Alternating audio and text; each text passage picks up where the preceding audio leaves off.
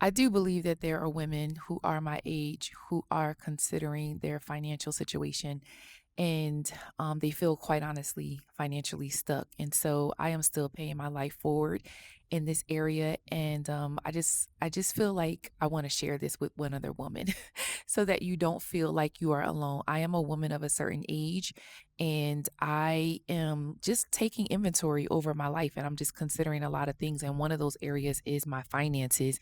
And I have been around, very fortunate to be around very brilliant women, women who have degrees, women who have started businesses, actually run businesses, women who are leading as the CFO, CEO of their household, and yet they find themselves financially stuck. And I just wonder, where is that coming from? Is it because we weren't raised to have the conversation about money? Is it because we have allowed ourselves to get caught up in the consumeristic world that we live in? I don't know, because these are incredible women that I've been very fortunate to be around. Again, they're leading organizations and they are raising families, and yet they feel financially stuck. And so I'm just wondering, I'm just going to pay myself forward in this moment. So stick with me. And for those who haven't been journeying along, I'm taking 30 days of rediscovering Lashay. And I know it's going to take more than 30 days for me to actually get there, but this is a start. And so hang in there with me. One of the things that I've been thinking about is that I feel like we've confused income with wealth. Let me say that again. I think we've confused income with wealth. I think high income doesn't automatically create financial stability. All right. So maybe I'm just talking about myself. I could remember being a school teacher and I was invited to come and work for the fifth largest school district in the state that I live in. And along with that came a very high tax, I guess, environment, meaning that the people that lived in this community, they were able to contribute so much more to this school district, which meant that the salaries were much more. And incomparable in comparing what rather other school districts that I had worked in, which were mostly urban school districts. So this district was in a high performing school district. I'm not going to talk about the ethnicity. You can fill in the blank if you like. But it was a very high performing school district. And so the tax bracket for the homes were more. And to me, that creates a little bit of like, what kind of income people are making. And because of that, I was the benefactor of working in this school district. And so it was my first school district where I was invited to serve and lead and do the same thing that I had been doing in other environments with a six-figure salary. Well, again, just because I had this high earning income, I was also at that time and still a single mom. And so when you think about digits, whatever you want to think, let's just say it was $150,000. Well, if I'm just a single person in the household, technically, if me and my partner were making 75 and 75, that would feel pretty basic. So there wasn't necessarily like, oh, you're making six figures, so you should have a lot of peace in your life financially. I did to a degree, but I was a single mom raising my son, and yeah, mortgage, car payments, insurance, activities that he was a part of, tuition that that we decided, meaning I decided that was the investment that I wanted to make. So anyway, I don't want to get too lost down this spiral, because what I learned is that you can make good money and still be financially stressed. Let me say that again. You can make good money and you can still be financially stressed. Wealth isn't about what is coming in. It's about what stays in. And so if no one is talking to us about money as we are growing up, and again, I'm a woman of a certain age, I've certainly been around family members and I've watched them and how they spent their money. I don't know that I always saw people who had margin. I saw a lot of risk taking. I saw a lot of, if the bottom falls out, I just know who to call, or I'll just make this decision to go back home, and putting that weight on other people who may have been the financially smart folks in the family. So it was about choices. And what I saw was that those that use their money wisely, they had a lot of freedom. And so I'm reflecting right now and I'm asking myself at 53 as I'm re engaging and getting started all over again with my life, am I building a lifestyle or am I building a life? I want you to take that in and ask yourself that question. Are you building a lifestyle with the income that you have? Or are you actually building a life that you enjoy? I'm getting ready to have a birthday. I have a airline ticket that is going to expire in January 2027 and I'm not about to let that happen. And so I'm trying to figure out where I'm going. Well, here's the thing. While I don't want to let that ticket expire, I also know that I'm going to have to pay possibly the difference for wherever I choose to travel as well as where I'm traveling. But that's okay. I'm planning for it. The second thing that I'm thinking about women who are boss chicks and leading in their homes and leading in their communities and they're making a certain salary and yet they still feel financially stuck and don't necessarily have peace. I'm wondering, do we carry beliefs about money that we never question? What did we hear growing up? I just said that. Like, I watched different groups of people in my family, some who had peace, some who had margin, and some who did not. What I did hear a lot of was money doesn't grow on trees. I remember telling my son that one time we were at the store and I pulled out my Mac card. Well, all you see is a piece of plastic. You don't actually see the physical bills or coins that is making this exchange to purchase the things. And I said to you, I want you to know that when I put this card inside of the Mac machine and money comes out, it is not magic. It is because I got up and I went to work and I put money in the bank. Let me take a breath. Rich people, rich people are greedy. Where we get that from? No, they just had margin. They chose freedom. They chose to do investments. They chose to live beneath their means. It's my understanding that school teachers are probably some of the richest people in the world. Um, what I would also hear was there's never going to be enough. Why? Why is there never going to be enough? Why are we getting up and going to work every day and we're feeling financially stuck and we're telling our children and our partners that it will never be enough? Why are we doing that? How about you try planning? How about you try to plan with margin? How about you try to plan with freedom in mind? How about you try to plan with a little bit of peace? How about that? Is that possible? Here's something else that I think I would hear and we maybe never question. Sometimes we're living from beliefs that we didn't actually choose. We're following the pattern of what we saw, and maybe what we saw was not what we should be following. I don't know. Did we inherit? Did we inherit how we want to spend money? Right? What I find is so beautiful is that I am choosing to sit out in public. And I know you can see these two people behind me, and I don't really care. Maybe they'll stay and maybe they'll go, but I'm going to keep talking because there's one other woman that's going to come back and they're going to realize that they are not alone as they are navigating the world that they're in. So here's a reflective question that I'm going to ask. What money belief am I ready to release today? Is there a money belief that I'm ready to release?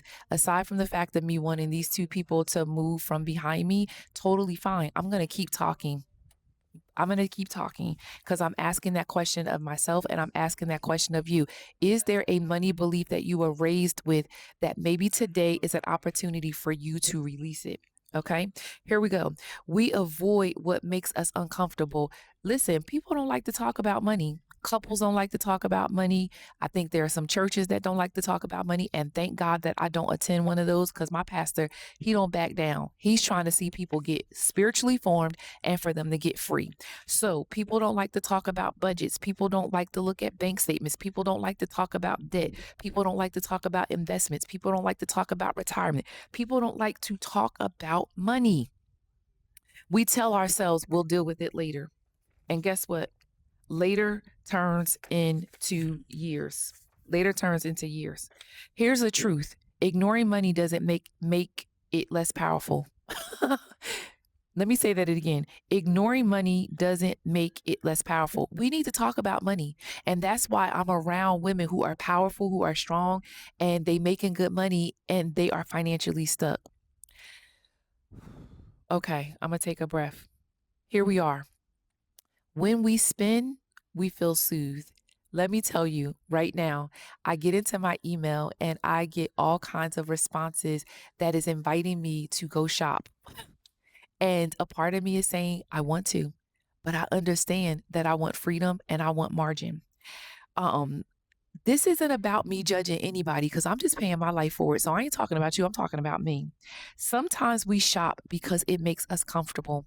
Sometimes we go to Amazon and don't judge. There are still some of us out here who are going to Target. Sometimes we do like to run through Starbucks and buy that $7, $8 drink. Sometimes we feel like we just need that top because we want something brand new to wear. Sometimes we feel like we need that vacation. Yes, I just was talking about it. I am learning to steward what is in my hand, but I got a plane ticket that I'm not getting ready to let expire. So yes, I'm going on vacation for my birthday. None of these things are wrong, but we have to ask the question, am I buying something or am I trying to feel something? If you go back and you look at some of the other videos that I created, I went on a staycation with some girlfriends and I had to ask myself the question, did this 2 day trip that cost a couple $100 give me what I thought it was going to give me? And immediately my soul said no. So I'm asking us the question, when we're spending money, are we trying to soothe ourselves? When we're spending money, are we just buying something? Is it something that we need? Is it something that we want? Or are we just trying to feel something? Here it is. This is the one woman that I am paying my life forward to. We keep rescuing everyone else. Okay, let's just take a moment of silence because this one is resonating with me like you would not believe. I keep trying to tell the people around me that I am trying to make $1 out of 15 cents. I am trying to keep my head above water. I am trying to get my son through undergrad. I am trying to have margin so that when my adult daughter needs something that I'm not always saying I don't have it, because guess what? We all find ourselves in situations in life at some point you're going to need someone. Maybe it might just be the emotional, but maybe sometimes they need you to write them a check. I just got off the phone with my dad, and I said to you all before, there was a season where I just needed to take a breath, and my dad let me come back home. Not even 12 minutes ago, I was talking to my dad, and he said to me, guess where I'm at? And I was like, where? You know what he said? He's like, in your room. When he said that, it gave me permission to tell him where I've been at over these last few weeks financially. I needed to tell my dad that I thought I was going to have to come back home. Let me just tell you, while I don't have to, I am so grateful that it's there, but it's making me consider, why am I financially stuck? All right, here we go. We as women, we are very generous. We love to give. Oh, Jesus. We love to give. We love to help. And we are also willing to sacrifice. And sometimes we are sacrificing to our own detriment. Okay. Here's what happens when I decide to record outside. The bees, the bugs, and all of the things, but I'm not gonna stop. Sometimes we are pouring into everyone else's future instead of our own. That's a Selah moment. Sometimes we are pouring into other people's future and we are neglecting ourselves. Go back and look at some of the other videos because these 30 days of Lashay, let me tell you something. I'm out here vulnerable for one other woman to just say, why am I financially stuck? Okay.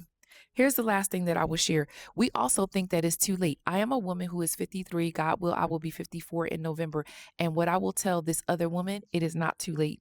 Because you could be in your 40s, you can be in your 50s, you can be in your 60s, and maybe you have made some financial mistakes, and maybe you have accumulated some debt, and maybe you are actually starting over.